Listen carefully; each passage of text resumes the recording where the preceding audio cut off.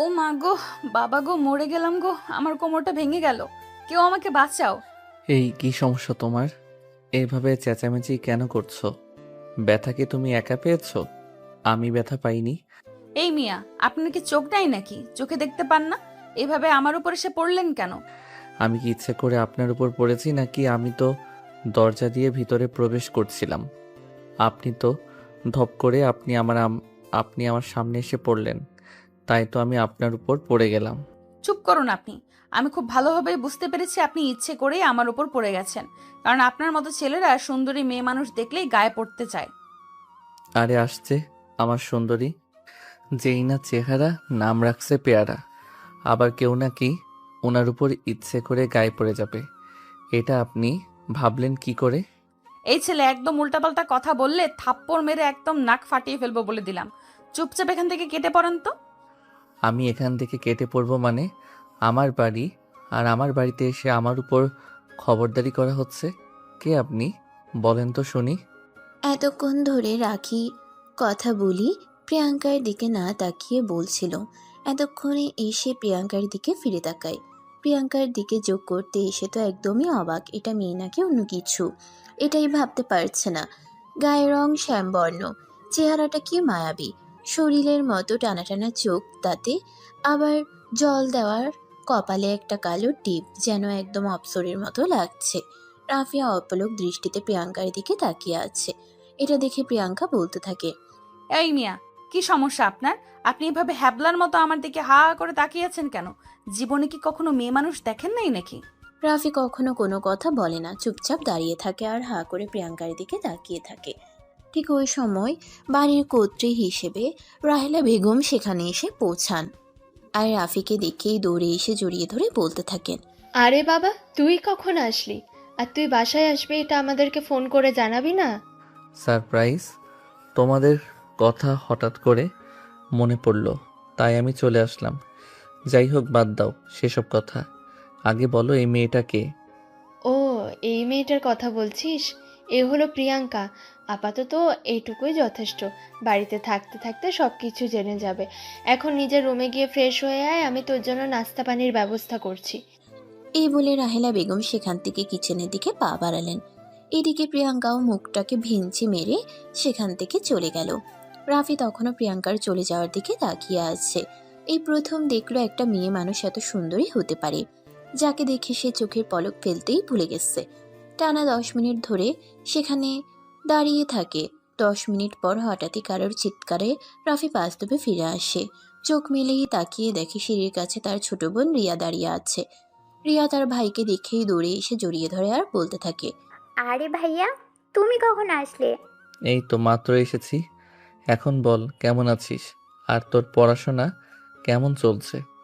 এই তো, আলহামদুলিল্লাহ, সব কিছুই ঠিকঠাক। এখন রুমে চলো।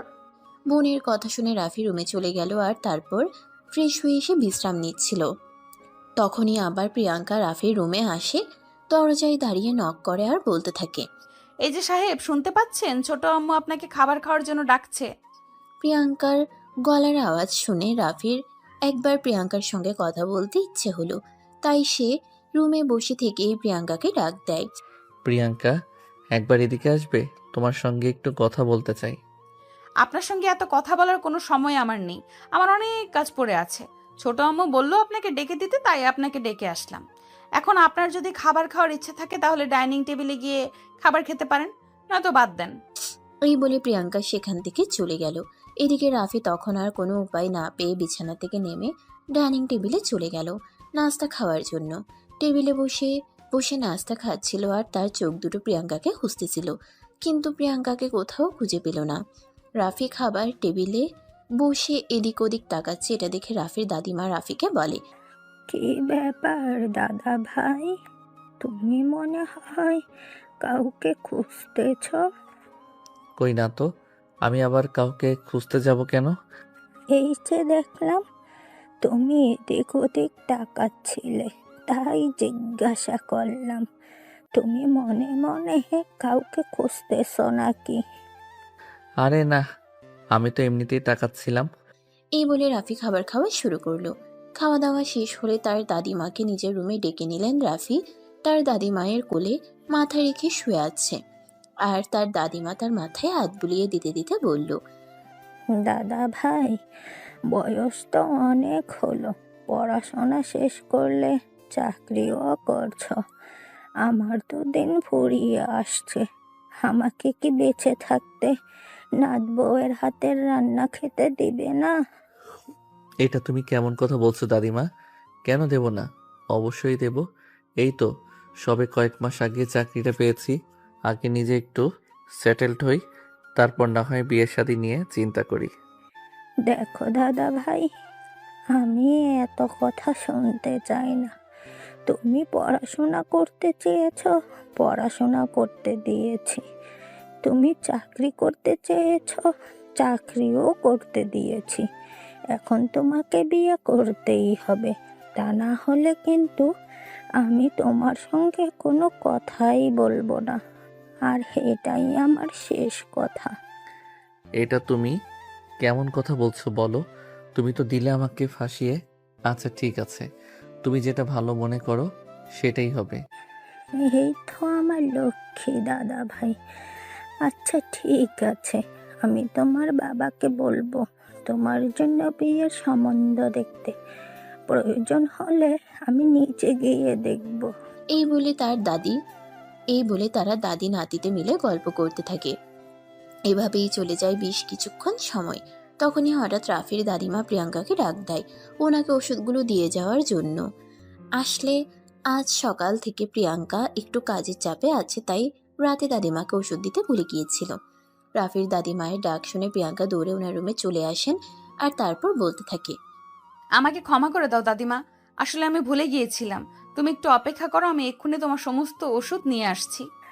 আচ্ছা ঠিক আছে, এবারের মতো তোকে ক্ষমা করে দিলাম। শুধুমাত্র আজ আমার নাতি এখানে আছে বলে। তবে আজকের পরে কিন্তু কোনো ক্ষমা পাবি না। এখন যা, তাড়াতাড়ি করে ওষুধগুলো নিয়ে আয়। প্রিয়াঙ্কা তখন আর কোনো কথা না বলে সোজা আলমারি ড্রয়ার থেকে ওষুধ নিয়ে আসলো, আর রাফির দাদুকে ওষুধগুলো খাইয়ে দিল। প্রিয়াঙ্কা যতক্ষণ এই রুমে ছিল, রাফি ততক্ষণ অপলক দৃষ্টিতে প্রিয়াঙ্কার দিকে তাকিয়েছিল। প্রিয়াঙ্কা চলে যাবে ঠিক ওই সময় রাফি পিছন থেকে বলে, যদি কিছু মনে না করো, আমি তোমার সঙ্গে একটু কথা বলতে পারি?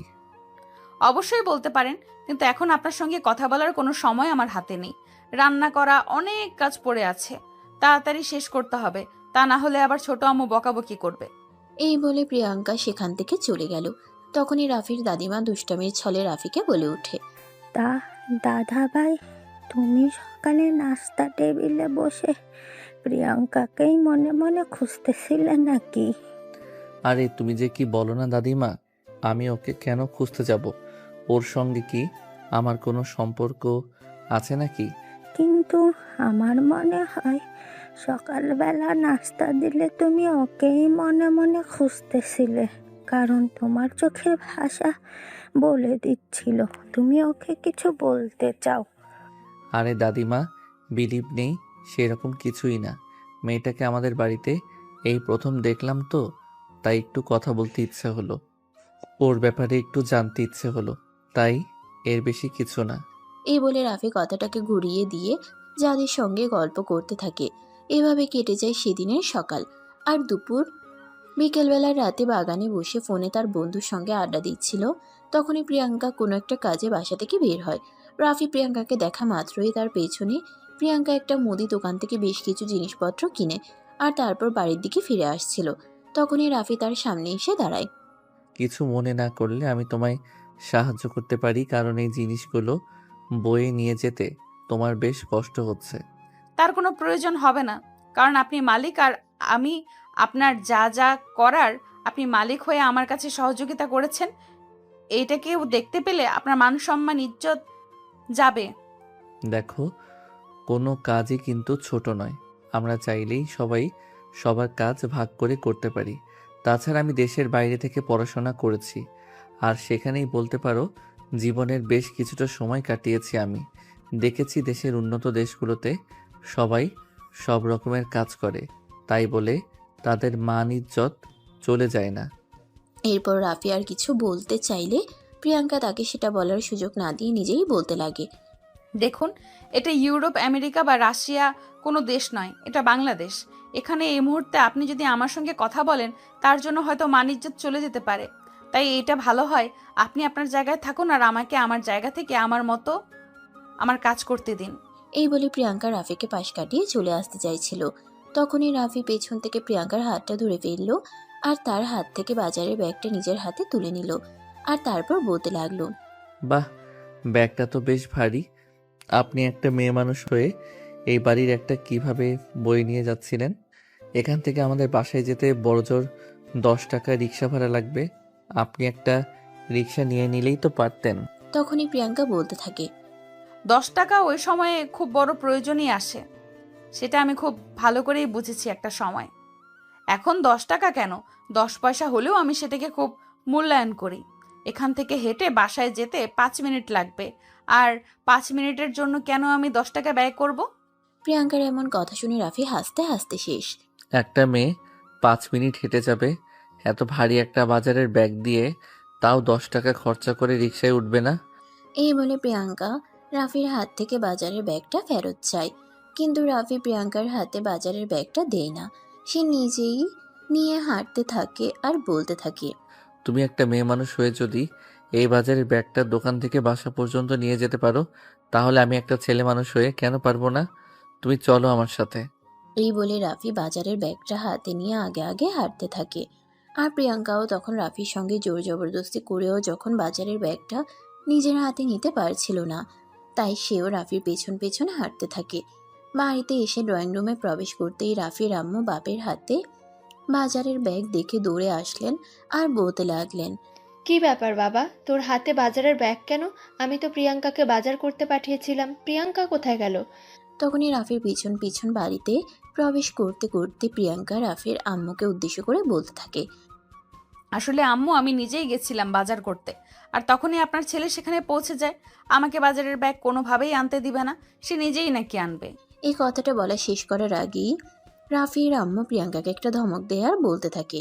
চুপ কর হারামজাদি! আমার সহজ সরল ছেলেটাকে পেয়ে তুই ইচ্ছে করে আমার ছেলেটাকে দিয়ে এত ওজনের বাজার ব্যাগটা দোকান থেকে বাসা পর্যন্ত বইয়ে এনেছিস। আরে আম্মু, আপনি আমাকে ভুল বুঝতেছেন। আমি কেন আপনার ছেলেকে দিয়ে বাজারের ব্যাগ বইয়ে আনতে যাব? আপনি আপনার ছেলেকে জিজ্ঞাসা করুন না। চুপ কর তুই, আর একটা কথাও বলবি না। আমি আমার ছেলেকে কি জিজ্ঞেস করব? আমি আমার নিজের চোখে যেটা দেখতে পাচ্ছি সেটা বিশ্বাস করব নাকি তোর কথা বল? এই বলে রাফির আম্মু প্রিয়াঙ্কার দিকে তেড়ে যায় আর তাকে একটা চড় মারতে চায়। তখনই রাফি তার আম্মুর হাতটা ধরে ফেলে আর বলতে থাকে। আম্মু, তুমি এই মেয়েটার সঙ্গে এরকম কেন করছো? মেয়েটা যা বলছে একদম সত্য কথাই বলছে। সে নিজের থেকে আমাকে বাজারে ব্যাগটা দেয়নি। ইনফ্যাক্ট সে অনেকবার আমাকে নিষেধ করেছিল বাজারের ব্যাগটা নিয়ে আসতে, কিন্তু আমি ইচ্ছে করে এটা নিয়ে এসেছি।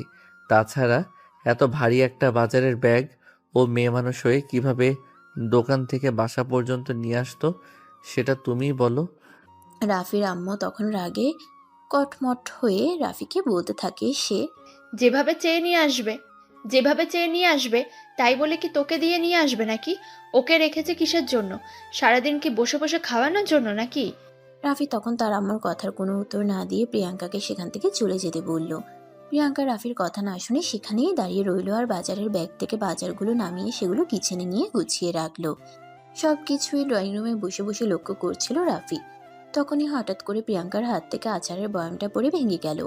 তখনই রাফির আম্মু দৌড়ে কিচেন রুমে আসে আর এটা দেখে প্রিয়াঙ্কার চুলের মুঠি ধরে বলতে থাকে। তুই এটা কি করলি? আমার এত শখের আচারের বয়াম ভেঙে ফেললি? তুই জানিস সেটার দাম কত? ছোট আম্মু, ছাড়ো আমাকে, আমার খুব ব্যথা লাগছে। চুপ কর হারামজাদি, একটা কথাও বলবি না। তোকে বিক্রি করলেও তো এই আচারের দাম হবে না, আর সেখানে তুই এটা ভেঙে ফেলেছিস। বল, তোকে কি করি? এই বলে রাফির আম্মু প্রিয়াঙ্কাকে এলোপাথারি চড় মারতে লাগলো। রাফি তার মায়ের এরকম কর্মকাণ্ড দেখে একদম বিস্মিত হয়ে যায়। সে বিশ্বাসই করতে পারছে না তার আম্মা একটা মেয়ের সঙ্গে এরকম আচরণ করতে পারে। রাফি দৌড়ে কিচেনে চলে আসে আর তার আম্মুর হাত থেকে প্রিয়াঙ্কাকে ছাড়িয়ে নিয়ে বলতে থাকে। আরে আম্মু, ওসব তুমি কি করছো? তোমার কি মাথা খারাপ হয়ে গেছে নাকি? এই মেয়েটাকে তুমি এভাবে মারছো কেন? সামান্য একটা আচারের বই আমি ভেঙে ফেলেছি বলে কি তোমার এভাবে ওকে মারতে হবে? দেখ বাবা, এখানে আমি আছি, তুই কোনো কথা বলতে আসিস না, তুই চুপচাপ এখান থেকে চলে যা। না, আমি যাব না। তুমি এভাবে সামান্য একটা আচারের বয়মের জন্য একটা মেয়ের গায়ে এভাবে হাত তুলতে পারো না। হতে পারে সে হয়তো দরিদ্র বাবার মেয়ে, কিন্তু তারও একটা মান সম্মান আছে।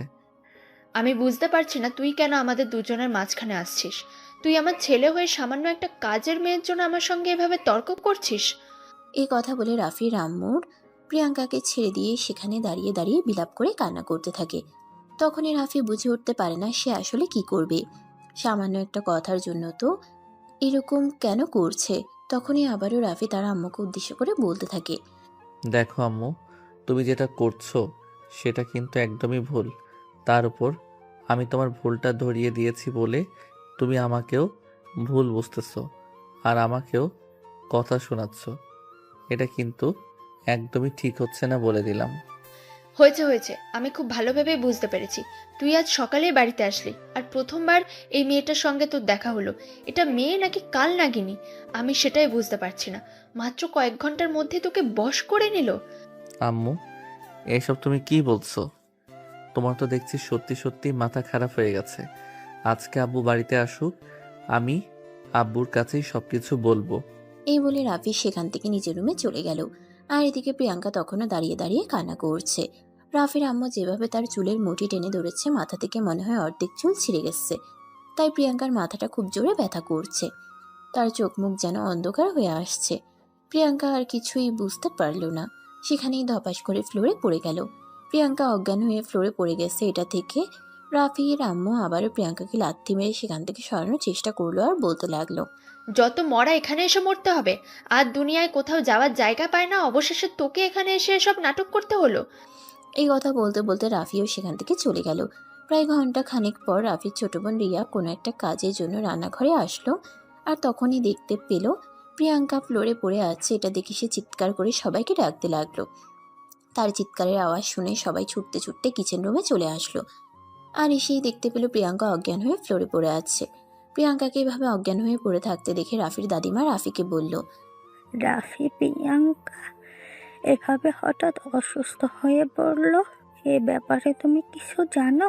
রাফি তখন সবকিছু জানার পরেও তার দাদিমাকে কোনো কিছুই বলল না, কারণ তার দাদিমা হাই প্রেশারের রোগী, তাকে উত্তেজিত করা চলবে না। তাই রাফি তার দাদিমাকে কোনো উত্তর না দিয়ে প্রিয়াঙ্কাকে পাজা কোলে তুলে নিল। আর তারপর বাড়ির বাইরে আসতে লাগলো। এটা দেখে পিছন থেকে তার আম্মু বলতে লাগে।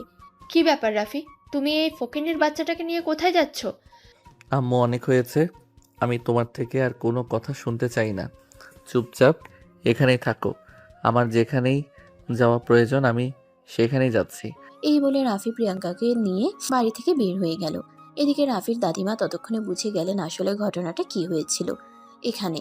তাই তিনি রাফির আম্মুকে উদ্দেশ্য করে বলতে লাগলেন।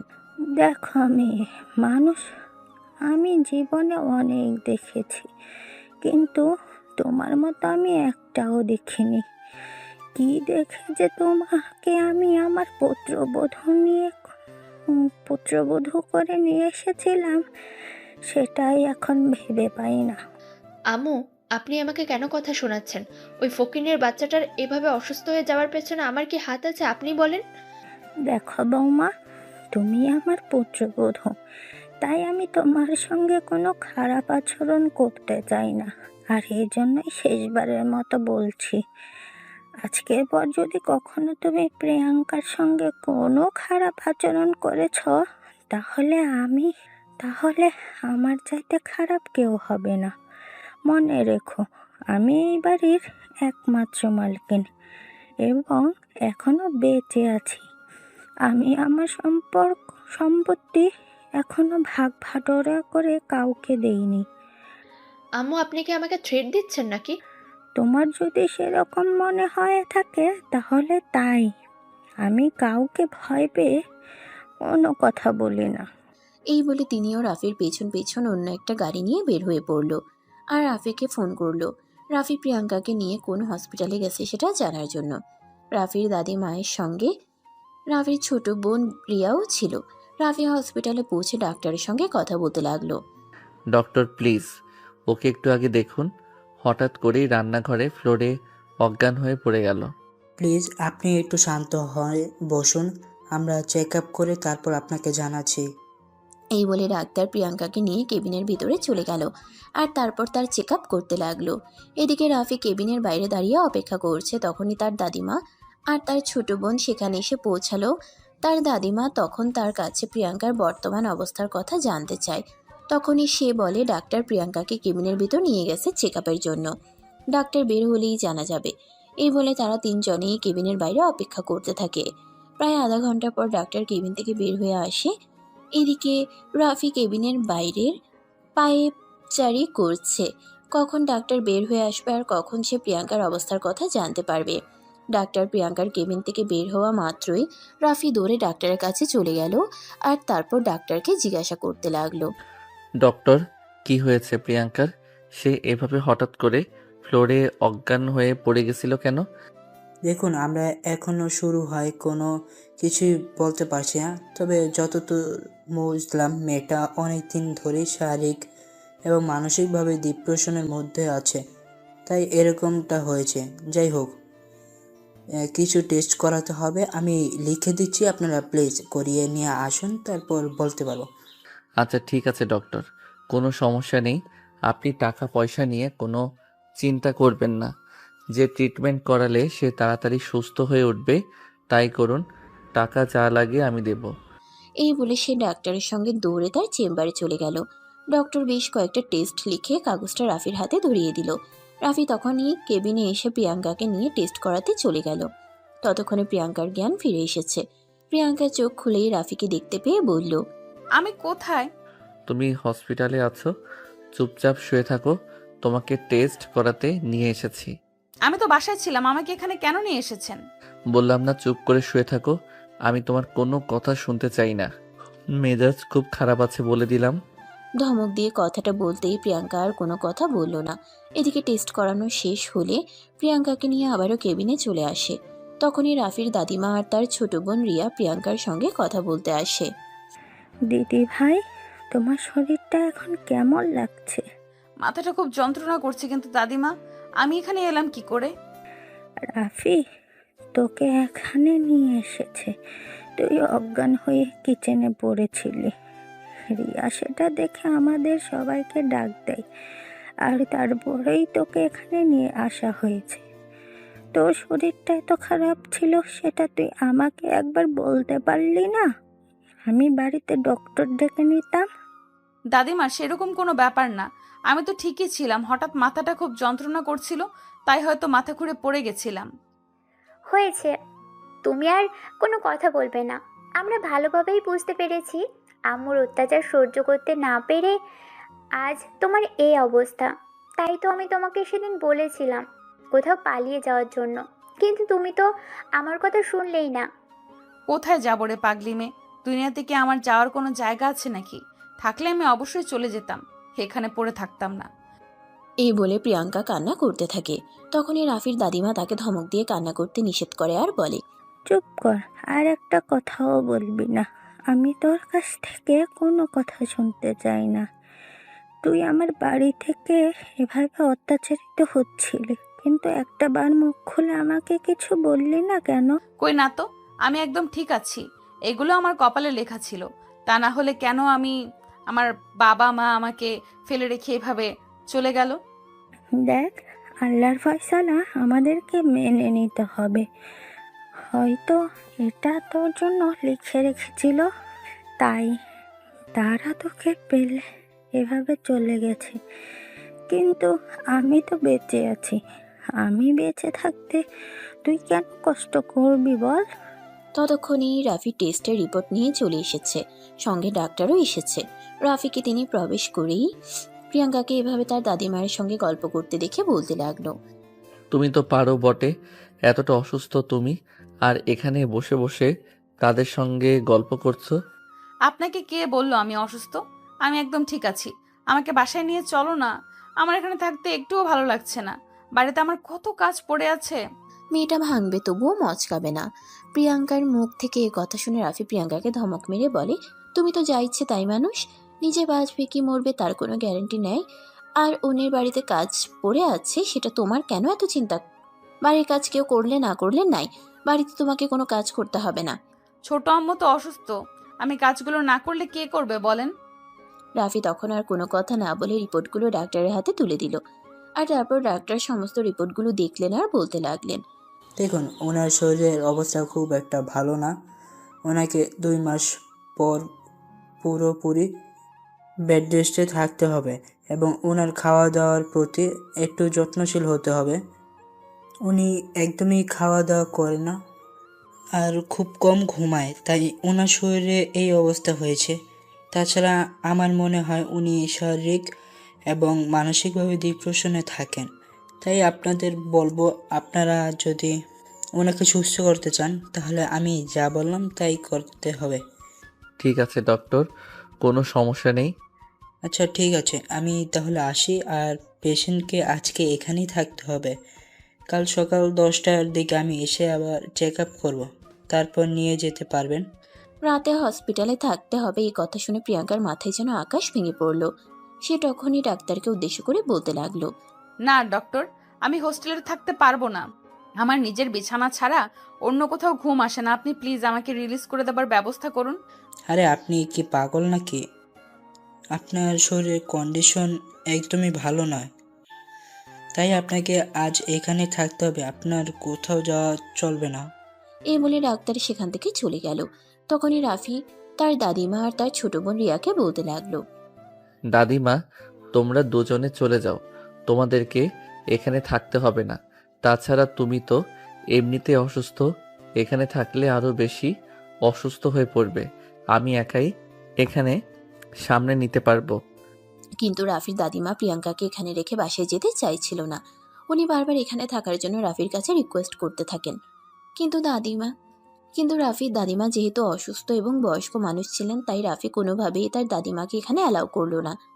সে তার দাদিমা এবং তার ছোট বোন রিয়াকে একবার জোর করেই হসপিটাল থেকে বাড়িতে পাঠিয়ে দিল। আর তারপর সে প্রিয়াঙ্কার কাছে গিয়ে বসলো আর প্রিয়াঙ্কার হাত দুটো ধরে বলতে লাগলো। তুমি আমাকে একটা সত্যি কথা বলবে? হ্যাঁ অবশ্যই, কেন বলবো না। আচ্ছা, তোমার পরিচয়টা কি আমি জানতে পারি? যদিও এই ব্যাপারে এখনো পর্যন্ত আমি বাড়ির কারোর কাছে কোনো কিছু জিজ্ঞাসা করিনি। আমার পরিচয় দিয়ে আপনি কি করবেন? আমার পরিচয় জানার আপনার কোনো প্রয়োজন নেই। হয়তো তোমার কাছে সেটার প্রয়োজন না থাকতে পারে, কিন্তু আমার কাছে সেটার প্রয়োজন আছে। প্লিজ বলো না, তোমার পরিচয় কি? তোমাকে তো আমি আগে কখনো দেখেছি বলে মনে হয় না। যে মানুষটা অতীত ভুলে তাকে আমি মনে করে দিতে চাই না, তাই আমি আমার পরিচয় দেবার প্রয়োজন মনে করছি না। প্রিয়াঙ্কার এরকম কথা শুনে রাফি অনেকটাই চিন্তায় পড়ে গেল। কারণ প্রিয়াঙ্কা কি বলতে চাইছে সে কিছুই বুঝতে পারছে না। অতীত মানে কি বোঝাতে চাইছে? তখনই রাফি আবারও প্রিয়াঙ্কাকে জিজ্ঞাসা করে। তুমি অতীত বলতে কি বোঝাতে চাইছো, একটু বলবে আমাকে? না কিছু না, বাদ দিন এসব কথা। কিন্তু রাফি নাছোড়বান্দা। সে প্রিয়াঙ্কার মুখ থেকে কথা না শুনে কোনোভাবেই ছাড়বে না, তাই সে প্রিয়াঙ্কাকে এই কথাটা বলার জন্য ফোর্স করতে থাকে আর বলতে থাকে। তোমাকে বলতেই হবে, অতীত মানে তুমি কি বলতে চাইছো আর কি বোঝাতে চাইছো। তুমি যদি অতীত কথাটার মানে আজ আমাকে না বলো তাহলে আমি কি করব তার কিন্তু কোনো ঠিক ঠিকানা নেই। আমার সম্পর্কে তুমি কোনো কিছুই জানো না কিন্তু। আপনি কিন্তু শুধু শুধুই বাড়াবাড়ি করছেন। আমি কিন্তু আপনাকে সেরকম কিছুই বলিনি, শুধু একটা কথাই বলেছি, তার জন্য আপনাকে এমন করতে হবে না। আপনি আমার জীবনে অচেনা মানুষ হয়ে এসেছেন, অচেনা মানুষ হয়েই থাকুন। এই বলে প্রিয়াঙ্কার কথাটাকে ঘুরিয়ে নেওয়ার চেষ্টা করলো, কিন্তু রাফি তাকে সেটা করতে দিল না। তাই রাফি বলতে লাগলো। তোমাকে না বললাম আমাকে এই কথাটা বলতে হবে, তাহলে তুমি বলছো না কেন? তুমি যদি আমাকে এই কথাটা না বলো তাহলে কিন্তু আমি আমার নিজের খুব বড় একটা ক্ষতি করে ফেলবো, যেটা তুমি কল্পনাও করতে পারবে না। আপনি এভাবে কেন কথা বলছেন? আমার জন্য আপনি কেন নিজের ক্ষতি করবেন? তুমি যদি চাও তোমার জন্য আমি নিজের ক্ষতি না করি তাহলে তুমি আমাকে সোজাসাপটা বলে ফেলো, অতীত বলতে তুমি কি বোঝাতে চেয়েছো, যেটা আমার মনে নেই কিন্তু তোমার মনে আছে। তখন প্রিয়াঙ্কা বলতে থাকে আজ থেকে প্রায় 18 বছর আগের কথা, যখন প্রিয়াঙ্কা আর রাফি দুজনেই ছোট ছোট ছিল। প্রিয়াঙ্কা আর রাফি সম্পর্কে আপন চাচাতো ভাই বোন, তবে তাদের দুজনের মধ্যে ছিল আকাশ পাতাল ব্যবধান। কারণ প্রিয়াঙ্কার বাবা ছিল গ্রামের সহজ সরল একজন কৃষক, আর রাফির বাবা ছিল পড়াশোনা করে শিক্ষিত হয়ে সরকারি চাকরি করা একজন কর্মকর্তা। যার কারণে রাফির বাবা তার বউ বাচ্চা নিয়ে শহরে থাকতো আর প্রিয়াঙ্কার বাবা তার ফ্যামিলি নিয়ে গ্রামেই বসবাস করত। এর মধ্যেই হঠাৎ করে রাফির দাদিমা খুব অসুস্থ হয়ে পড়েন, যার কারণে রাফির দাদিমাকে রাফির বাবা চিকিৎসা করানোর জন্য ঢাকায় নিয়ে আসেন। আর তারপর থেকে তিনি সেখানেই থাকতে শুরু করেন। তবে প্রিয়াঙ্কার বাবার যে অর্থ সম্পদ একেবারে কম ছিল সেরকমটা কিন্তু নয়। প্রিয়াঙ্কার দাদা ভাই তাদের 2 ছেলের জন্য বেশ কিছু জায়গা সম্পত্তি রেখে গিয়েছিলেন। কিন্তু রাফির মা ছিল খুবই ধূর্ত আর চালাক। রাফির মা রাফির বাবাকে ফুসলিয়ে ফাসলিয়ে ভাইয়ের থেকে সমস্ত সম্পত্তি ছিনিয়ে নিয়ে বিক্রি করে দেয় এবং শহরে তাদের একটা ফ্ল্যাট করে। তবে সমস্ত ভুল করলেও রাফির বাবা একটা ভুল করেনি, কারণ তিনি সমস্ত জায়গায় সম্পত্তি যা কিছুই করেছিলেন সবকিছু নিজের নামে করেছিলেন। যদিও রাফির মা অনেকবার চেষ্টা করেছিল সবকিছু নিজের নামে করে নেওয়ার জন্য, কিন্তু তিনি সেটা করতে দেননি। আর যখন রাফির দাদিমা এই বিষয়টা জানতে পারেন তখন রাফির বাবার সঙ্গে তিনি প্রচণ্ড পরিমাণ রাগারাগি করেন। তখন রাফির বাবা সমস্ত সম্পদ নিজের মায়ের নামে ফিরিয়ে দেয়। আর তারপর থেকে সমস্ত সম্পদ রাফির দাদিমার নামেই রয়েছে। এবার আসি রাফি আর প্রিয়াঙ্কার কথায়। রাফির বয়স যখন 4 বছর তখন প্রিয়াঙ্কার জন্ম হয়। প্রিয়াঙ্কা ছোটবেলা থেকে মাশাআল্লাহ যথেষ্ট সুন্দরী এবং কিউট ছিল, যার কারণে সবাই তাকে ভালোবাসতো। তারপরে আস্তে আস্তে তারা দুজনেই বড় হতে থাকে। তখন প্রিয়াঙ্কার বয়স 6 আর রাফির বয়স 10 বছর। রাফির এই বছর ক্লাস 5-এ বৃত্তি পরীক্ষা দিয়েছে। সামনে বেশ কয়েকদিন ছুটি, তাই রাফির বাবা মা রাফিকে নিয়ে গ্রামের বাড়িতে বেড়াতে চায়। যদিও রাফির মা যেতে চাইছিল না, রাফির বাবা জোর করেই তাদেরকে নিয়ে গেছে। ছোটবেলায় গ্রামে একটা খেলার প্রচলন ছিল, সেটা আমরা সবাই জানি। সেটা হলো জামাই বউ, যে খেলাটা আমরা মোটামুটি সবাই খেলেছি। একদিন প্রিয়াঙ্কা আর রাফি দুজনে মিলে এই খেলাটাই খেলছিল।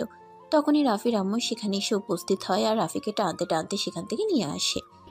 তোমাকে কতবার বলেছি এই ছোট লোকের বাচ্চাটার সঙ্গে তুমি মিশবে না, কিন্তু তারপরও কেন তুমি বারবার এই ছোট লোকের বাচ্চাটার সঙ্গে মেলামেশা করো? আম্মু তো আমার সঙ্গে খেলা করেছিল, আমরা দুজন জামাই বউ খেলছিলাম, আমার খুব ভালো লাগছিল। প্লিজ আমাকে ছেড়ে দাও, আমি আরেকটু খেলবো। চুপ কর, এসব অসভ্য মার্কা কথাবার্তা এই বেয়াদব মেয়েটা তোমাকে শিখিয়েছে। চুপ করো, এসব অসভ্য মার্কা কথাবার্তায় বেয়াদব মেয়েটা তোমাকে শিখিয়েছে, তাই না? আজ আসুক তোমার বাবা বাড়িতে, আমি এর একটা ব্যবস্থা করেই ছাড়বো। এইটুকুনি একটা মেয়ে কি নোংরা নোংরা কাজ করে? এই বলে রাফির আম্মু প্রিয়াঙ্কাকে বকাবকি করতে করতে নিজের ছেলেকে সকল থেকে নিয়ে যাচ্ছিলেন। তখনই প্রিয়াঙ্কার আম্মু এসে সেখানে উপস্থিত হয় আর রাফির আম্মুকে এভাবে রাগান্বিত হতে দেখে প্রিয়াঙ্কার আম্মু রাফির আম্মুকে বলে, কি ব্যাপার ভাবি, কি হয়েছে? তোমাকে এরকম রাগান্বিত দেখাচ্ছে কেন? তোরাও যেমন তোদের বাচ্চাগুলোকেও ঠিক এমনভাবে পয়দা করেছিস। আরে ভাবি, তুমি এভাবে কেন কথা বলছো? কি হয়েছে আমাকে খুলে বলো। প্রিয়াঙ্কা কিছু করেছে? কি করেনি সেটাই বল। আমার এইটুকুনি একটা ছেলে, সেটাকে দিয়ে তোর মেয়ে জামাই বউ খেলছে। এতে এভাবে রেগে যাওয়ার কি আছে? গ্রামের বাচ্চারা সবাই তো এভাবেই খেলাধুলা করে, তারা এই বিষয়টাকে খুব এনজয় করে।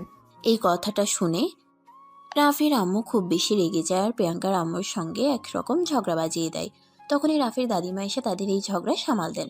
আর তারপর সেদিনই রাফির আম্মু রাফিকে নিয়ে ঢাকায় ফিরে আসেন। এরপর আর কখনোই গ্রামে যাওয়া হয়নি। কিন্তু প্রিয়াঙ্কার সেই দিনের সেই বিয়ে খেলাটাকে মনে নিয়ে বসেছিল। তার মনে একটাই পুরুষ বাসা বেঁধেছিল, সেটা হলো রাফি। রাফির পর আর কোনো পুরুষ মানুষ তার জীবনে আসেনি। রাফিকে নিজের স্বামী হিসেবেই মানে। কথাটা শোনা মাত্রই রাফির 2 চোখ দিয়ে জল পড়তে লাগলো। প্রিয়াঙ্কা রাফির চোখের জল মুছে দিল আর তারপর বলতে লাগলো, একদম কাঁদবেন না, কারণ প্রকৃতি আমাদের পক্ষে নেই। থাকলে হয়তো আজ আমরা দুজনার থাকতাম। কিন্তু সবচেয়ে দুর্ভাগ্যের ব্যাপার কি জানো? আজ আমি চাইলেও তোমাকে আমার করতে পারবো না, আর তুমিও আমার হতে পারবে না। তোমাকে এসব কথা কে বলেছে? অবশ্যই তুমি আমারই হবে। হয়তো মাঝখানে বেশ কিছু বছর কেটে গেছে, কিন্তু সেই দিনটার কথা তুমি মনে করিয়ে দেওয়ার পর আমার খুব ভালোভাবেই মনে পড়ছে। তাই আমি যদি বিয়ে করি তোমাকেই করব। তুমি ছাড়া অন্য কোনো নারী কখনোই আমার জীবনে আসবে না। এই বলে রাফি প্রিয়াঙ্কাকে টান দিয়ে নিজের বুকের সঙ্গে মিশিয়ে নেয় আর তার কপালে আলতো করে একটা ভালোবাসার পরশিকে দেয়। প্রিয়াঙ্কা রাফির থেকে নিজেকে ছাড়ানোর চেষ্টা করতে থাকে আর রাফিকে বলতে থাকে, আরে এসব তুমি কি করছো? প্লিজ আমাকে ছেড়ে দাও। আমি তোমার ভালোবাসাকে মনে রেখে সুখে থাকতে পারবো, ভালো থাকতে পারবো। শুধু তোমাদের ওই বাড়িটা থেকে আমাকে বের করে দিও না, কারণ আমাকে যদি ওই বাড়িটা থেকে বের করে দাও তাহলে হয়তো তোমার ছায়াটাও দেখতে পাবো না। তখন আমার খুব কষ্ট হবে। চুপ করো তুমি, এসব কথা আর একবারও বলবে না। তোমাকে কেউ ওই বাড়িতে কে বের করে দিতে পারবে না। আমি তোমাকে আমার বউ বানিয়ে ওই বাড়িতে তুলে নেব। কারণ সব কিছুতে যেমন আমার আর রিয়ার অধিকার রয়েছে, ঠিক তেমনি তোমার অধিকার রয়েছে। যদিও তুমি সব কিছু থেকে বঞ্চিত, কিন্তু আমি আজ তোমাকে কথা দিলাম, তোমার সব কিছু আমি আবার তোমাকে ফিরিয়ে দেব। এসব বাহানা, তাই প্লিজ তুমি এইসব কিছু ভুলে যাও। আমাকে আমার ভালোবাসা মনে নিয়েই বেঁচে থাকতে দাও। এই বলে প্রিয়াঙ্কা রাফি থেকে নিজেকে ছাড়িয়ে নেয় আর একা একাই কান্না করতে থাকে। তখনই রাফি প্রিয়াঙ্কার চোখের জল মুছে দেয় আর বলে, একদম কান্না করবে না। তোমার চোখের পানি আমি কখনোই সহ্য করতে পারবো না। আল্লাহ তো চেয়েছিল তোমাকে আমার জীবনে ফিরিয়ে দিতে, তাই তুমি আমার জীবনে ফিরে এসেছো। তোমাকে এখন আর আমি কোথাও হারিয়ে যেতে দেব না। তখনই নার্স এসে জানালো প্রিয়াঙ্কা তাকে একটা ইঞ্জেকশন দিতে হবে। রাফি ওই ইঞ্জেকশন আনতে বাইরে চলে গেল আর কিছুক্ষণের মধ্যেই ইঞ্জেকশন নিয়ে ফিরে আসলো। প্রিয়াঙ্কাকে ইঞ্জেকশন পুশ করতেই কিছুক্ষণের মধ্যে প্রিয়াঙ্কা ঘুমিয়ে পড়ল। পরের দিন সকালবেলা রাফির দাদিমা রাফিকে ফোন দেয়। কি রে, তোরা কখন আসবি? এইটা দাদিমা, আর কিছুক্ষণ পর ডাক্তার এসে প্রিয়াঙ্কাকে চেক আপ করবে, তারপরই ওকে নিয়ে বাড়িতে ফিরে আসব। তবে দাদিমা, তোমার সঙ্গে আমার কিছু কথা আছে। আমার সঙ্গে আবার তোর কি কথা সেটাই তো বুঝলাম না, বল তো শুনি। এখন কিছুই বলতে চাই না, আগে বাড়িতে ফিরে আসি, তারপর সামনাসামনি বসে কথা বলতে চাই। এই বলে রাফি ফোনটা কেটে দিল আর এদিকে দেখতে দেখতে 10টা বেজে গেল। ডাক্তার আসলো, প্রিয়াঙ্কাকে চেক আপ করলো আর তারপর বলতে লাগলো, হ্যাঁ, এখন মোটামুটি ঠিক আছে। আর হ্যাঁ মিস্টার রাফি, আপনাকে যেগুলো বললাম রোগীর কিন্তু এখন খুব ভালোভাবে খেয়াল রাখতে হবে, যত্ন নিতে হবে।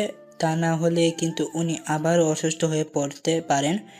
এখন পুরো বিষয়টা ডিপেন্ড করছে আপনাদের ওপর, রোগীকে সুস্থ করবেন নাকি আবার অসুস্থ বানিয়ে দেবেন। আপনি কোনো চিন্তা করবেন না ডক্টর, আমি 1 সপ্তাহের মধ্যেই আপনার রোগীর লুক চেঞ্জ করে আবার আপনার কাছে নিয়ে আসব। এই বলে ডক্টরের কাছ থেকে বিদায় নিয়ে রাফি প্রিয়াঙ্কাকে নিয়ে হসপিটাল থেকে বের হয়ে পড়ল। গাড়িটা এনে দাঁড় করালো বিশাল বড় একটা শপিং কমপ্লেক্সের সামনে।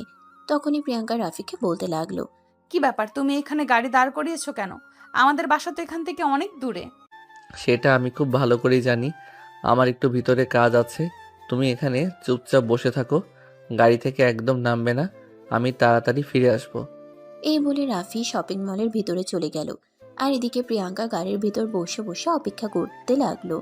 পার হতে লাগলো, কিন্তু রাফির এখনো আসার নামগন্ধ নেই। প্রায় 2 ঘন্টা সময় পার হয়ে গেছে। প্রিয়াঙ্কার কাছে কোনো মোবাইল ফোন নেই যেটা দিয়ে রাফিকে ফোন করবে, তাই সে বসে বসে অপেক্ষা করতে করতে একদম বোর হয়ে গেছে। প্রায় 2.5 ঘন্টা পর এই রাফি শপিং মল থেকে বের হয়ে আসলো। রাফি গাড়ির কাছে আসতেই প্রিয়াঙ্কা গাড়ির জানালাটা খুলে রাফিকে বলতে লাগলো, কি ব্যাপার, এতক্ষণ তুমি কোথায় ছিলে? আমি সেই কখন থেকে এখানে বসে অপেক্ষা করছি, কিন্তু তোমার আসার কোনো নামগন্ধই নেই কেন? তখনই প্রিয়াঙ্কা দেখতে পেল রাফির হাতে বেশ কিছু শপিং ব্যাগ। তখনই প্রিয়াঙ্কা একটু রেগে গিয়ে বলতে লাগলো, তুমি আমাকে এখানে বসিয়ে রেখে শপিং করতে গেছিলে? হ্যাঁ, আমার ভালোবাসার মানুষের জন্য কিছু জিনিসপত্র কিনে নিয়ে আসলাম, প্লিজ রাগ করো না। এই বলে রাফি গাড়িতে এসে বসলো আর তারপর সঙ্গে সঙ্গে গাড়ি স্টার্ট করলো। পাশে এসে পৌঁছাতে পৌঁছাতে দুপুর হয়ে গেল। কলিং বেল চাপতেই রিয়া এসে দরজা খুলে দেয়। রাফি আর প্রিয়াঙ্কাকে দেখে রিয়া বলতে থাকে, তোমাদের এতক্ষণে আসার সময় হলো? আমি আর দাদিমা সেই কখন থেকে তোমাদের জন্য ওয়েট করছি। প্রিয়াঙ্কার জন্য কিছু শপিং করতে গেছিলাম, তাই একটু লেট হয়ে গেছে। গাড়িতে শপিং ব্যাগগুলো রাখা আছে, একটু নিয়ে আয়। রাফির মুখ থেকে কথাটা শুনে একটু অবাক হয়ে রাফির দিকে ফিরে তাকায় প্রিয়াঙ্কা আর তারপর বলতে থাকে, তুমি আমার আমার জন্য কেন শপিং করতে গেলে? আমি কি তোমাকে বলেছি আমার কিছু লাগবে? ভালোবাসা মানুষের কাছে কখনোই কোনো কিছু চাইতে হয় না। ভালোবাসার মানুষ তো সেই যে তার ভালোবাসার মানুষটার প্রয়োজন বুঝে সব কিছু এনে দেয়। দেখো, তুমি যেটা করছো সেটা কিন্তু ভুল করছো। আমি তোমাকে কথাগুলো মনে করিয়ে দিয়ে এই বিশাল বড় একটা ভুল করেছি। তুমি প্লিজ এইসব কথা ভুলে যাও, এগুলো মনে রেখো না। কোনটা ভুল আর কোনটা সঠিক সেটা বোঝার মতো যথেষ্ট বয়স আমার হয়েছে, তাই তোমার কাছ থেকে আমাকে জানতে হবে না আমি ভুল করছি নাকি সঠিক কাজ করছি। বলতে বলতে রিয়া শপিং ব্যাগগুলো নিয়ে ড্রয়িং রুমে এসে হাজির হয়। তখনই রাফি রিয়াকে বলে শপিং ব্যাগগুলো প্রিয়াঙ্কার রুমে পৌঁছে দিতে। ওই মুহূর্তেই রাফির আম্মু এসে ড্রয়িং রুমে হাজির হয়। রিয়া শপিং ব্যাগগুলো প্রিয়াঙ্কার রুমের দিকে নিয়ে যাচ্ছিল। এটা দেখে রাফির আম্মু চিৎকার করে বলতে থাকে, কিরে রিয়া, কি হয়েছে? তুই এতগুলো শপিং ব্যাগ নিয়ে ওই ফুকিন্নির বাচ্চাটা রুমের দিকে কেন যাচ্ছিস? ভাইয়া বলল তাই। এগুলো নাকি প্রিয়াঙ্কাপুর জন্য এই শপিং। এই কথাটা শোনা মাত্রই রাফির আম্মু তেলে বেগুনে জ্বলে উঠল, আর সেখান থেকে দূরে এসে রিয়ার হাত থেকে শপিং ব্যাগগুলো নিয়ে বলতে লাগলো, কিরে রাফি, তোর কি মাথা খারাপ হয়ে গেছে নাকি? সামান্য একটা কাজের মেয়ের জন্য তুই এতগুলো শপিং করে নিয়ে এসেছিস। তার আগে তুই একবার আমার কাছে জিজ্ঞাসা করতে পারতি। আম্মু, আমি এখন যথেষ্ট বড় হয়েছি এবং নিজেই ইনকাম করছি, তাই আমার কোনো কাজ করার আগে কারোর কাছ থেকে কোনো অনুমতি নেওয়ার প্রয়োজন আমি মনে করছি না। এসব তুই কি বলছিস বাবা? আমি তোর মা। তুই কি সেটা ভুলে গেছিস নাকি? কেন ভুলে যাব? কখনোই ভুলে যাইনি। তুমি আমাকে জন্ম দিয়েছো বলেই থাক আমি পৃথিবীতে আসতে পেরেছি, না হলে আসতাম কোথা থেকে? তাহলে তুই আমার কথা ছাড়া বাড়ির কাজের মেয়ের জন্য এতগুলো শপিং কেন করেছিস? এবার রাফি কিছুটা রেগে গেল, তাই তার আম্মুকে ধমক দিয়ে বলতে লাগলো, তুমি বারবার প্রিয়াঙ্কাকে কাজের মেয়ে কেন বলছো? কাজের মেয়েকে কাজের মেয়ে বলবো নাকি মালকিন বলবো? আসলে আম্মু, কথাটা সত্যি। মানুষের টাকা পয়সা হয়ে গেলে অহংকার বেড়ে যায়। তোমাদের সেরকমই হয়েছে।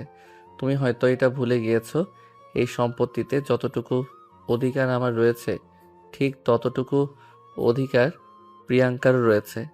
এসব তুই কি বলছিস? আমাদের সম্পত্তির উপর কাজের মেয়ের অধিকার কেন থাকবে? তোকে এই কথাগুলো কে বলেছে? নিশ্চয়ই এই শয়তান মেয়েটা বলেছে, তাই না? আম্মু, তুমি সবসময় প্রিয়াঙ্কাকে দোষারোপ করে কথাবার্তা বলা বন্ধ করো।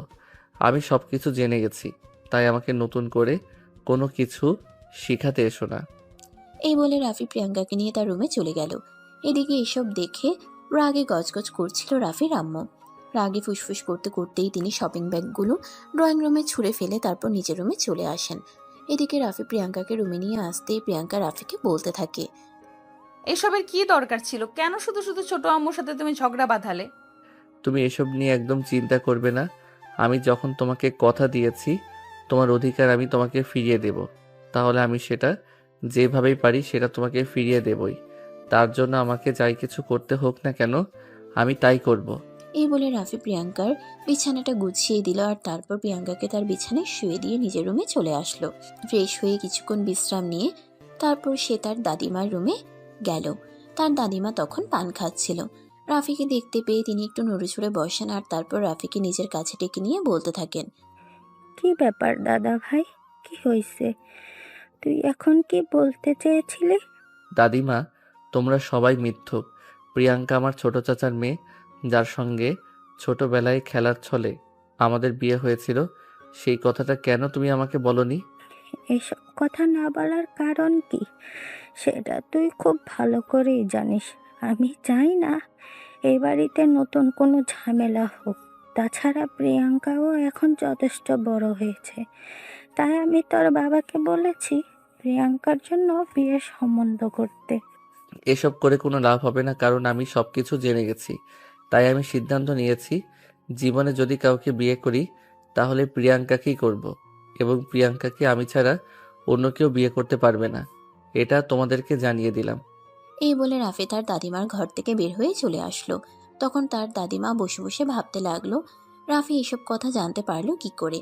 তবে কি প্রিয়াঙ্কাই এসব কথা তাকে মনে করিয়ে দিয়েছে? তবে কি প্রিয়াঙ্কা ছোটবেলার সেই স্মৃতি এখনো ভুলতে পারেনি?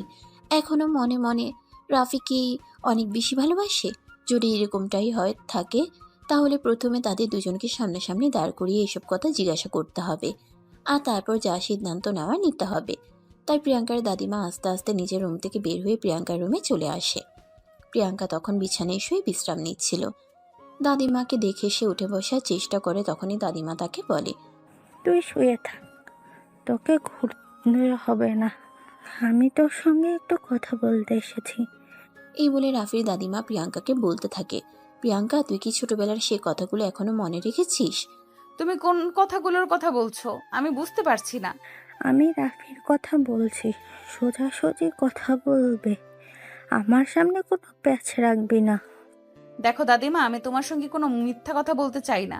আমাদের বিয়েটা খেলার ছলে হলেও আমি রাফিকে তখন স্বামী হিসেবে মেনে নিয়েছিলাম।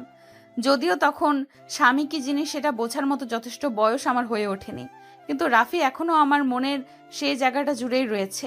তবে তোমরা যদি না চাও তাহলে আমি এই বিয়ে করব না, কিন্তু আমার জীবনে অন্য কোনো পুরুষকেও আমি আসতে দেব না। রাফিকে ভালোবেসে আমি আমার সারাটা জীবন কাটিয়ে দেব। এই কথাটা শুনে বেশ কিছুক্ষণ চুপ করে থাকে রাফির দাদিমা, কারণ তিনি খুব ভালো করেই বুঝতে পারেন এই কাজটা বলা যতটা সহজ, করা ততটাই কঠিন। তাই তিনি বেশ কিছুক্ষণ চুপ করে থেকে প্রিয়াঙ্কাকে বলেন, দেখ, এই কথাটা তুই যতটা সহজ করে বলছিস, করাটা আদৌ কিন্তু এতটা সহজ নয়। তবে আমি যতদিন বেঁচে আছি আমি সর্বোচ্চ চেষ্টা করব তোর ভালোবাসার মানুষকে তোর করে এনে দেওয়ার জন্য। কিন্তু যদি না পারি তাহলে তুই আমাকে ক্ষমা করে দিস। এই বলে রাফির দাদিমা প্রিয়াঙ্কার রুম থেকে বের হয়ে যায়। এদিকে দেখতে দেখতে বিকেল ঘনিয়ে সন্ধ্যা হয়ে আসলো। তখনই রাফি 2 কাপ কফি হাতে নিয়ে প্রিয়াঙ্কার রুমে প্রবেশ করলো। রাফির হাতে কফির মগ দেখে প্রিয়াঙ্কা বেশ অবাক হয়, আর তখনই সে রাফিকে জিজ্ঞাসা করে, তুমি কফি কোথায় পেলে? কোথায় পাবো? আমি বানিয়ে এনেছি। মজা করছো কেন? আমি তোমার সঙ্গে মজা করব কেন? আমি সত্য কথাই বলছি। তুমি কি ভাবছো আমি দেশের বাইরে থেকে পড়াশোনা করেছি বলে কি আমি কোনো কাজ করতে পারি না? আমি সব রকমের কাজই করতে পারি। তাছাড়া দেশের বাইরে যখন থাকতাম তখন আমার কাজ আমি নিজেই করতাম। সেখানে আমার কাজ করে দেওয়ার জন্য কোনো লোক ছিল না। এই বলে রাফি কফির মগটা প্রিয়াঙ্কার দিকে এগিয়ে দিল। প্রিয়াঙ্কা তখন রাফির হাত থেকে কফির মগটা হাতে নিয়ে এক চুমুক খেলো, আর তারপর বলতে লাগলো, জীবনে এই প্রথম মনে হয় এই বাড়িতে আসার পর কেউ আমাকে নিজের হাতে কোনো কিছু বানিয়ে দিয়েছে। এখন থেকে প্রতিদিনই তুমি এরকম সামান্য কিছু আমার কাছ থেকে পেতেই পারবে। এখন আর কথা না বাড়িয়ে কফিটা শেষ করো, তারপর তোমাকে নিয়ে গল্প করব।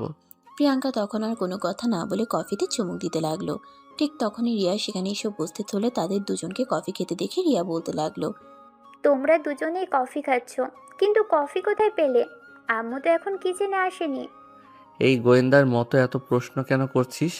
আমি কি কফি বানাতে পারি না নাকি? আমি আমাদের দুজনের জন্য কফি বানিয়ে নিয়ে এসেছি। এখন তোর যদি খেতে ইচ্ছে করে তাহলে তুই নিজে গিয়ে বানিয়ে নিয়ে আয়। না, আমার কফি খেতে হবে না। আমি আসলে প্রিয়াঙ্কাপুর সঙ্গে একটু গল্প করব ভাবছিলাম, কিন্তু এখন তো দেখছি এখানে তুমি রয়েছো। প্লিজ ভাইয়া, একটু চলে যাও। আপুর সঙ্গে আমার একটু পার্সোনাল কথা আছে। সেটা হবে না ম্যাডাম, এখন আমি প্রিয়াঙ্কার সাথে গল্প করব। আপনার কোনো কথা বলার থাকলে আপনি কালকে যোগাযোগ করবেন। এই কথা বলে রাফি রিয়াকে কোনো রকম জোর করে রুম থেকে বের করে দিল। আর এটা দেখে প্রিয়াঙ্কা রাফিকে বলতে লাগলো, এটা কি হলো? আমি তো কিছুই বুঝতে পারলাম না। রিয়া আমার সঙ্গে কথা বলতে এসেছিল আর তুমি এইভাবে ওকে রুম থেকে বের করে দিলে কেন? ও তো বলছিল জরুরি কিছু পার্সোনাল কথা আছে। ওর কোনো জরুরি কথা নেই, ও এমনিতেই পারলাম না করতে এসেছিল আমাদের দুজনের সময়টাকে নষ্ট করতে। এই বলে রাফি রুমের দরজাটা লাগিয়ে দেয়, আর তারপর প্রিয়াঙ্কার পাশে এসে বসে, তারপর বলতে থাকে, আসলে একটা কথা সত্য, মেয়েরা নিজের ভালোবাসাকে কখনোই ভুলে যায় না। দেখো, আমি কিন্তু সব কিছুই ভুলে গিয়েছিলাম। যদি তুমি আমাকে মনে করিয়ে না দিতে তাহলে কিছুই আমার মনে হতো না, কিন্তু তুমি সব কিছুই নিজের মনে পুষে রেখেছো। ভালো, জীবনে একবারই বাসা যায় আর একজনকেই বাসা যায়। এভাবেই তারা দুজন গল্প করতে থাকে। তখনই রুমের পাশ দিয়ে যাচ্ছিল রাফির আম্মু। রুমের ভিতর দুজনের গলার আওয়াজ, তার উপর আবার রুমটার দরজা ভিতর থেকে বন্ধ। এটা দেখে তিনি খুবই ক্ষিপ্ত হন আর রুমের দরজায় নক করতে থাকেন। এই প্রিয়াঙ্কা, প্রিয়াঙ্কা, সন্ধ্যাবেলায় কার সঙ্গে রুমে বসে গল্প করছিস? রুমের দরজাটা খোল, বাড়ির কাজ করতে হবে। রাফি প্রিয়াঙ্কাকে বিছানার উপর বসিয়ে রেগে রুমের দরজাটা খুলে দেয়। তখনই তার আম্মু রুমের ভিতরে প্রবেশ করে। রাফিকে এই সময়ে প্রিয়াঙ্কার রুমে দেখে তিনি রাফিকে প্রশ্ন করেন, কি ব্যাপার রাফি, তুই এখানে কি করছিস? আর এই ফকিনের বাচ্চাটার সঙ্গে তোর এত কি কথা যে তুই রুমের দরজা বন্ধ করে ওর সঙ্গে কথা বলছিস? ও কি তোর সঙ্গে উল্টোপাল্টা কিছু করেছে নাকি? আম্মু, আমি এখনো তোমার সঙ্গে ভদ্রভাবে কথা বলছি। তার একটাই কারণ, তুমি আমার জন্মদাত্রী মা। যদি তা না হতে তাহলে এতক্ষণে আমি তোমার কথার সঠিক উত্তর দিয়ে দিতাম। রাফির এই কথা শুনে তার আম্মা প্রচণ্ড পরিমাণে রেগে গেলেও নিজের ছেলে বলে কথা, তাই তিনি কথাগুলো হজম করে নিলেন এবং নিজেকে শান্ত রেখে প্রিয়াঙ্কার দিকে তাকিয়ে বলেন, প্রিয়াঙ্কা, তুই আমার সঙ্গে কিচেনে চল। আজ রাতে বাড়িতে অনেক মেহমান আসবে, তাই অনেক রান্না বান্না করতে হবে। রাফির আম্মুর কথায় প্রিয়াঙ্কা বিছানা থেকে নামার চেষ্টা করে, কিন্তু রাফি তাকে বাধা দিয়ে বিছানায় শুয়ে দিয়ে বলতে থাকে, প্রিয়াঙ্কা, এখন থেকে এই বাড়ির কোনো কাজ করবে না। রিয়া যেমন এই বাড়িতে মেয়ের মতো হয়ে থাকে, প্রিয়াঙ্কাও এই বাড়িতে মেয়ের মতো হয়েই থাকবে। যদি বাড়িতে কাজের লোকের প্রয়োজন হয় তাহলে আমি কাজের লোক রেখে দেব, কিন্তু প্রিয়াঙ্কা কোনো কাজে হাত লাগাবে না। এসব তুই কি বলছিস বাবা? আমরা কেন পয়সা দিয়ে কাজের লোক রাখতে যাব, যেখানে বিনে পয়সায় একটা কাজের লোক পাচ্ছি? পয়সা দিয়ে রাখলে ওই মানুষটার কদর থাকবে, বিনে পয়সায় কাজের লোকের কোনো কদর নেই। তাই প্রিয়াঙ্কা এই বাড়ির কোনো কাজ করবে না। নিজের ছেলের সঙ্গে ঝামেলায় জড়াতে চান না, এই জন্য রাফির আম্মু তখন আর কোনো কথা না বলে সেখান থেকে চলে গেল। এদিকে প্রিয়াঙ্কা তখনই রাফিকে উদ্দেশ্য করে বলতে লাগলো, এটা তুমি কি করলে? আমি তো এসব কাজ নিজেই করে নিতে পারতাম। কেন শুধু শুধু ছোট আম্মুর সঙ্গে ঝামেলা বাঁধাতে গেলে? তুমি কোনো কথা বলবে না, চুপচাপ শুয়ে থাকো। রাতের খাবার আমি নিজে এসে তোমাকে দিয়ে যাব। তোমাকে কোনো কিছুর জন্য এই রুম থেকে বের হতে হবে না, তুমি এই রুমের মধ্যেই থাকবে। এরপর রাফি বলে বাইরে তার একটু কাজ আছে, তাই তাকে বাইরে যেতে হবে। এই কথা বলে রাফি রুম থেকে বের হয়ে রুমের দরজাটা বাইরের দিক থেকে লক করে একদম তালা লাগিয়ে দিয়ে চলে গেল, যাতে প্রিয়াঙ্কা কিংবা অন্য কেউ চাইলেও প্রিয়াঙ্কার ঘরের বাইরে আসতে না পারে এবং কোনো কাজ করাতে পারে। এদিকে রাফি রুম থেকে বের হয়ে চলে যাওয়ার পরে প্রিয়াঙ্কা আস্তে আস্তে রুমের দরজা খুলে বাইরে আসার চেষ্টা করছিল, কিন্তু দরজাটা যেহেতু বাইরের দিক থেকে লক করা ছিল, তাই প্রিয়াঙ্কা দরজা খুলতে পারলো না আর বাইরেও আসতে পারলো না। তাই সে রিয়াকে নাম ধরে ডাকতে থাকে আর দরজা বারবার টোকা দিতে থাকে। এই রিয়া, রিয়া, দরজাটা একটু খুলে দাও তো, আমি একটু বাইরে বের হব। প্রিয়াঙ্কার গলার আওয়াজ শুনে রিয়া রুমের সামনে আসে আর তখনই দেখতে পায় বাইরে থেকে দরজাটা তালা দেওয়া। ওটা দেখে রিয়া বলতে থাকে, কি ব্যাপার প্রিয়াঙ্কা আপু, তোমার রুমের দরজা বাইরে থেকে তালা দেওয়া কেন? আমিও তো সেটাই বলছি, আমার রুমের দরজা বাইরে থেকে লক করলো কে? আমি বুঝতে পেরেছি, এটা ভাইয়ার কাজ। ভাইয়া ছাড়া কেউ এই কাজ করতেই পারবে না, যাতে তুমি আম্মুর কোনো কাজে সহযোগিতা না করো। তাই ভালোই হয়েছে, অন্তত ভাইয়া যে কয়দিন থাকে সেই কয়দিন তুমি একটু বিশ্রাম নিতে পারবে। এই কথা বলে রিয়া সেখান থেকে চলে গেল। এদিকে প্রিয়াঙ্কা কোনো উপায়ান্তর না পেয়ে বিছানায় গিয়ে বসে রইল। এদিকে রাফি বাড়িতে ফিরে আসলো রাত 10টার দিকে। বাড়িতে এসে কিচেনে ঢুকে গেল। কিচেনে কোনো খাবার নেই, তাই সে তার আম্মুকে ডাকতে লাগলো। আম্মু, ওই আম্মু, একবার এদিকে আসো। ছেলের গলার আওয়াজ শুনে রাহেলা বেগম কিচেনে চলে আসেন আর ছেলেকে দেখে তিনি বলতে থাকেন, কি ব্যাপার, কি হয়েছে? তুই এভাবে চিৎকার চেঁচামেচি কেন করছিস? হাঁড়ি পাতিল সব ধুয়ে পরিষ্কার করে রাখা, তাহলে খাবার কোথায়? এবার তো আমরা খেয়ে নিয়েছি, তুই বাইরে চলে গেছিস, ভেবেছি হয়তো তুই বাইরে থেকে খাবার খেয়ে আসবি। হ্যাঁ, সেটা না হয় বুঝলাম, কিন্তু প্রিয়াঙ্কার খাবার, প্রিয়াঙ্কার রুম তো আমি লক করে রেখে গেছি। তার মানে তোমরা কেউ রুমের ভিতরে যাওনি আর তাকে খাবার দিতে পারোনি, তাহলে তার খাবার কোথায়? তখনই রাফির আম্মু মুখটা কালো করে নিলেন আর বলতে লাগলেন, ওই ফকিন্নির বাচ্চার জন্য কেন আমি খাবার তৈরি করতে যাব? আমাকে কি ওর কাজের মেয়ে মনে হয় নাকি? আমি ওর জন্য কোনো খাবার তৈরি করতে পারবো না। রাফি তখন কোনো কথা না বলে সোজা রান্না করতে লেগে গেল। এই কাজ দেখে রাফির আম্মু বলতে লাগলো, আরে তুই কেন রান্না করছিস? অনলাইন থেকে কিছু অর্ডার করে খেয়ে নে। আম্মু, তুমি চুপচাপ নিজের রুমে চলে যাও। তুমি এটা খুব ভালো করেই জানো প্রিয়াঙ্কা বাইরের খাবার খেতে পারে না, আর এখন যদি রান্না না করি তাহলে মেয়েটাকে না খেয়ে থাকতে হবে। প্রিয়াঙ্কার প্রতি নিজের ছেলের এত দরদ দেখে তিনি কি করবেন কিছুই বুঝতে পারছেন না। মনে মনে চিন্তা করছেন যেভাবেই হোক ছেলেকে এইসব কিছু থেকে সরিয়ে আনতে হবে এবং এই মেয়ের মায়া থেকে সরিয়ে আনতে হবে। এই কথা চিন্তা করতে করতে তিনি নিজের রুমে ফিরে যান। এদিকে রাফি এই রাত 11টার দিকে রান্নাবান্না শেষ করে খাবারের প্লেট নিয়ে প্রিয়াঙ্কার রুমে চলে আসে। দরজা খুলে রুমে প্রবেশ করেই সে দেখতে পায় প্রিয়াঙ্কা তখনও জেগে বসে আছে। এটা দেখে রাফি বলতে থাকে, কি ব্যাপার, তুমি এখনো জেগে বসে আছো? তুমি ঘুমাওনি নাকি? সারাদিন শুয়ে বসে থাকলে আর কত ঘুমাবো আমি? তুমি তো রুমের দরজাটাও বন্ধ করে দিয়ে চলে গেছো, যাতে আমি রুম থেকে বের হতে না পারি, আর সেই সঙ্গে তালাও দিয়ে গেছো, যাতে কেউ আমার রুমের দরজা খুলে বাইরে বের করতেও না পারে। এই কথা শুনে রাফি প্রিয়াঙ্কাকে বলতে থাকে, এখন থেকে প্রিয়াঙ্কাকে এই বাড়িতে এইভাবেই থাকতে হবে, যতদিন না পর্যন্ত প্রিয়াঙ্কা সম্পূর্ণ সুস্থ হচ্ছে। এই বলে রাফি খাবারের প্লেটটা হাতে তুলে নেয় এবং খাবার মাখিয়ে প্রিয়াঙ্কার দিকে এগিয়ে দিয়ে বলতে থাকে, খাবারটা আমি নিজের হাতে রান্না করেছি, খেয়ে জানাবে কিন্তু কেমন হয়েছে? হয়তো তোমার মতো পাকা রাঁধুনি নই, কিন্তু যেটুকু পারি সেটুকুতে আমার চলে যায়। এই বলে রাফি প্রিয়াঙ্কার দিকে খাবারের লোকমাটা এগিয়ে দেয়। প্রিয়াঙ্কা তখন রাফির হাত থেকে প্লেটটা নিজের কাছে নিতে চায় না, নিজের হাতে খাবার খেতে চায়, কিন্তু রাফি তাকে সেটা করতে দিল না। সে নিজের হাতেই প্রিয়াঙ্কাকে খাবার খাইয়ে দিতে লাগলো। খাবার খাওয়া শেষ হলে রাফি নিজের মতোই প্রিয়াঙ্কাকে তার ওষুধ খাইয়ে দিল এবং বিছানায় শুয়ে দিয়ে তার মাথায় হাত বুলিয়ে দিতে লাগলো। এটা দেখে প্রিয়াঙ্কা বলতে লাগলো, এখন কিন্তু একটু বেশি বাড়াবাড়ি হয়ে যাচ্ছে। তুমি নিজের রুমে চলে যাও, আমি ঘুমিয়ে পড়বো। কোনো বাড়াবাড়ি হচ্ছে না, তুমি চুপচাপ শুয়ে ঘুমিয়ে পড়ো। তুমি ঘুমালে তারপরে আমি এই রুম থেকে বের হব। প্রিয়াঙ্কা তখন খুব ভালোভাবেই বুঝতে পারলো এই ছেলে যে রকমের ঘাটতেরা, ওর সঙ্গে কথা বলে কোনো লাভ হবে না, তাই ওর কথা মেনে নেওয়াই ভালো। সেজন্য প্রিয়াঙ্কা ঘুমিয়ে পড়ল। প্রিয়াঙ্কা ঘুমানোর পর রাফি রুমের দরজাটা আবারও বাইরের দিক থেকে তালা দিয়ে তারপর নিজের রুমে চলে যায়। এভাবেই চলে তাদের দিনগুলো। প্রায় মাসখানেক সময় কেটে গেছে। প্রিয়াঙ্কা এখন পুরোপুরি সুস্থ। সেদিন বিকেলবেলা ব্যালকনিতে বসে বসে গল্পের বই পড়ছিল। তখনই রাফি তার দাদিমাকে নিয়ে প্রিয়াঙ্কার কাছে আসে। প্রিয়াঙ্কা তাদের দুজনকে দেখে উঠে দাঁড়ায়। তখনই রাফি প্রিয়াঙ্কাকে বলে, তুমি ওখানেই বসে থাকো, আমি আমাদের দুইজনের জন্য চেয়ার নিয়ে আসছি।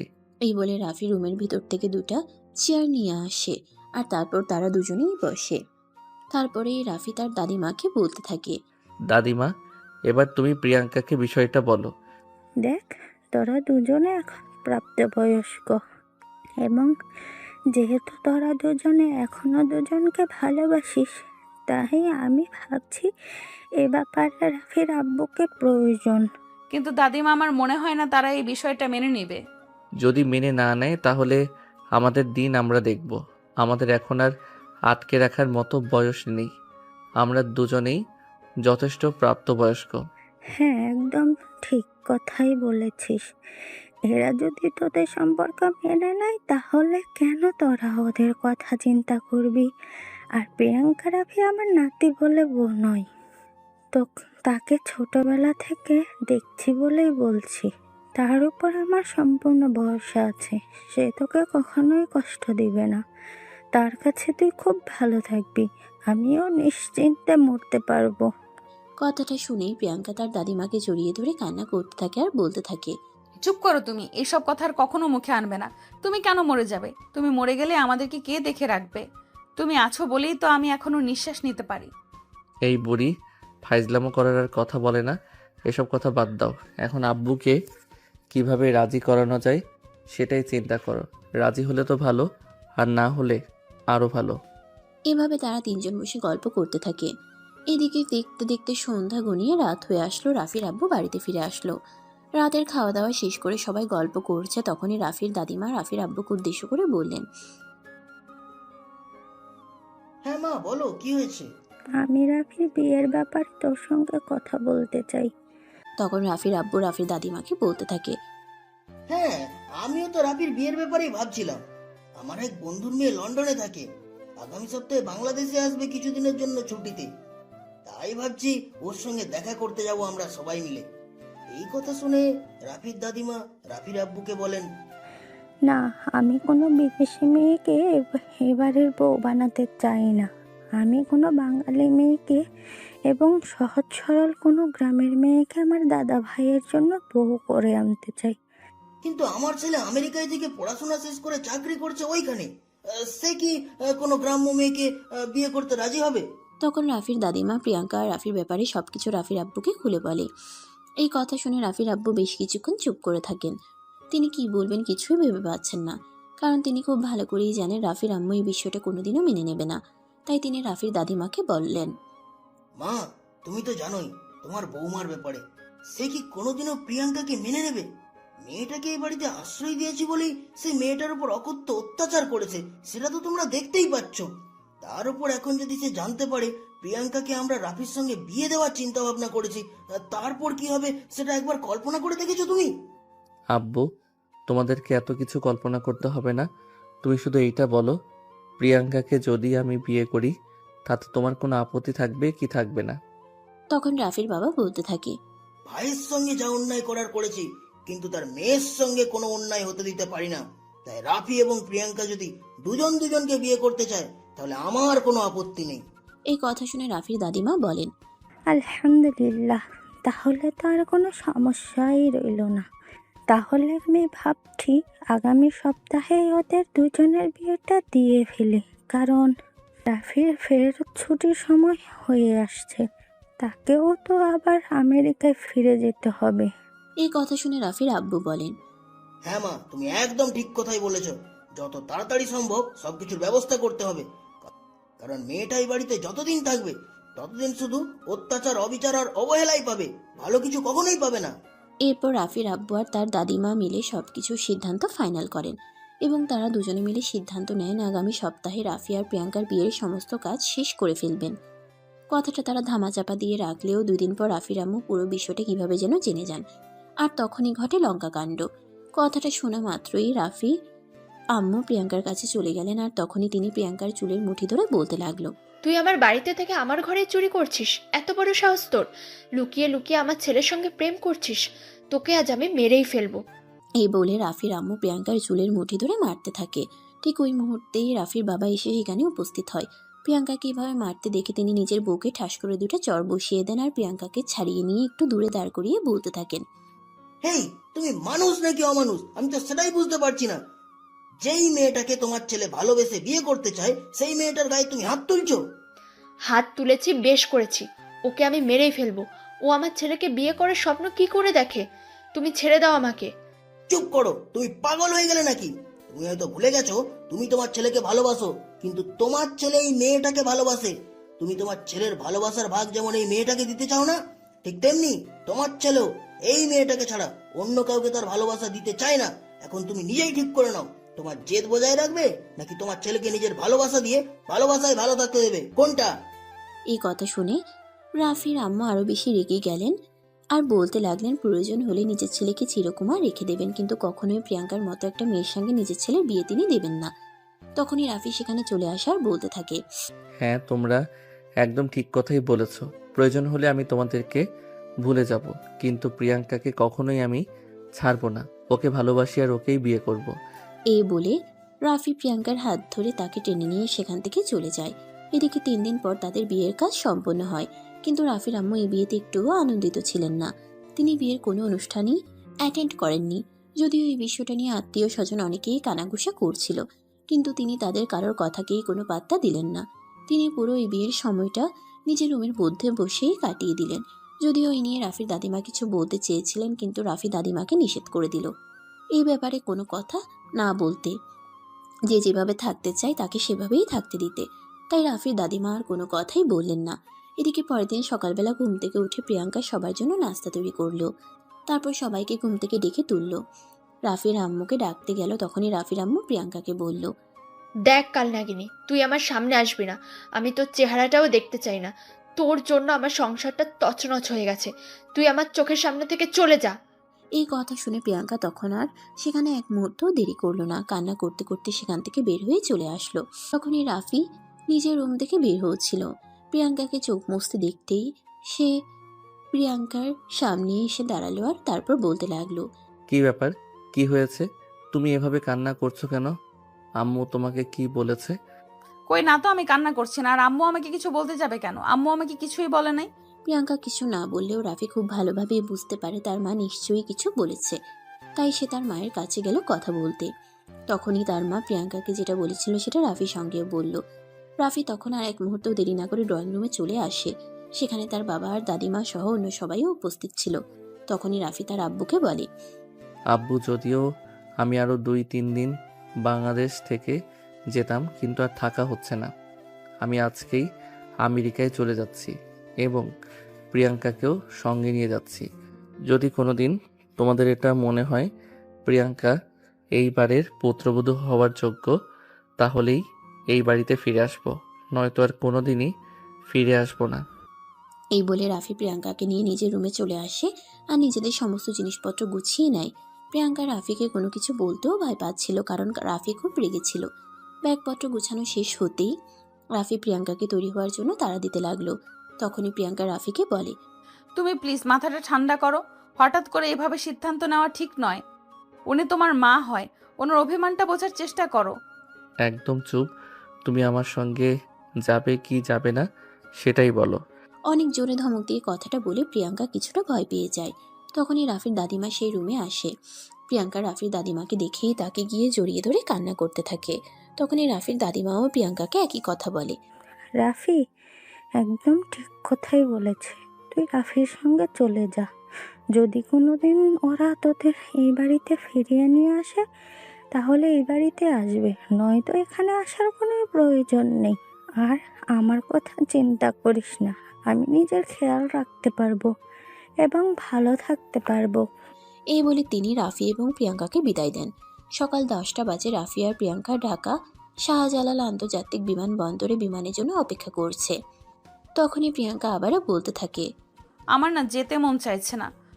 তাহলে তুমি থাকো, আমি আর কখনোই এখানে ফিরে আসবো না। যদি ভালোবাসো তাহলে যাবে আমার সঙ্গে, আর যদি না যাও তাহলে বুঝে নেব সব কিছুই প্রতারণা ছিল, তুমিও আমাকে ভালোবাসোনি। রাফির এই কথা শুনে প্রিয়াঙ্কা আর কোনো কথাই বলল না, কারণ তার হাতে আর কোনো উপায় খোলা নেই। কারণ সে সত্যি সত্যি রাফিকে ভালোবাসে। এতদিন পর তার ভালোবাসা তার জীবনে ফিরে এসেছে। এখন আর সে কোনোভাবেই ভালোবাসাকে হারাতে চায় না। তাই সে আর কোনো কথাই বলল না। দুপুর 12টার দিকে তাদের বিমান আকাশে উড়াল দিল। প্রিয়াঙ্কা রাফির হাত ধরে বসে আছে। প্রিয়াঙ্কার মনটা ভীষণ খারাপ। এটা দেখে রাফি বলতে লাগলো, তুমি দেখছি আমাকে পেয়ে খুশি নাও, মনটা ভীষণ খারাপ করে রেখেছো। এই কথা শুনে প্রিয়াঙ্কা একটু মুচকি হাসার চেষ্টা করলো আর বলতে লাগলো, তোমাকে পেলে যদি সুখী না হতাম তাহলে কেন তোমাকে নিজের জীবনের সঙ্গে জড়ালাম বলো? তাহলে একটা চুমু দাও। আরে এটা তুমি কি বলছো? তোমার কি মাথা খারাপ হয়ে গেছে নাকি? এখানে কত কত মানুষ দেখছো তুমি? আমি কোনো কথা শুনতে চাই না, তুমি দিবে কি না, তুমি দিবে কি দিবে না সেটাই বলো। প্রিয়াঙ্কা তখন আর কোনো উপায়ান্তর না পেয়ে রাফির কপালে আলতো করে একটা ভালোবাসার পরশ এঁকে দেয়। রাফিও তখন প্রিয়াঙ্কাকে টান দিয়ে নিজের কাছে টেনে নেয় আর প্রিয়াঙ্কার 2 হাতে চুমু খায়। সুপ্রিয় ভিউয়ার্স, এভাবেই শুরু হয় তাদের দুষ্টু মিষ্টি একটা প্রেমের গল্প। গল্পটা আপনাদের কাছে কেমন লেগেছে ছোট্ট একটা কমেন্টে জানাবেন। আর আমাদের গল্পগুলো ভালো লাগলে অবশ্যই লাইক, কমেন্ট অ্যান্ড শেয়ার করে পাশেই থাকবেন।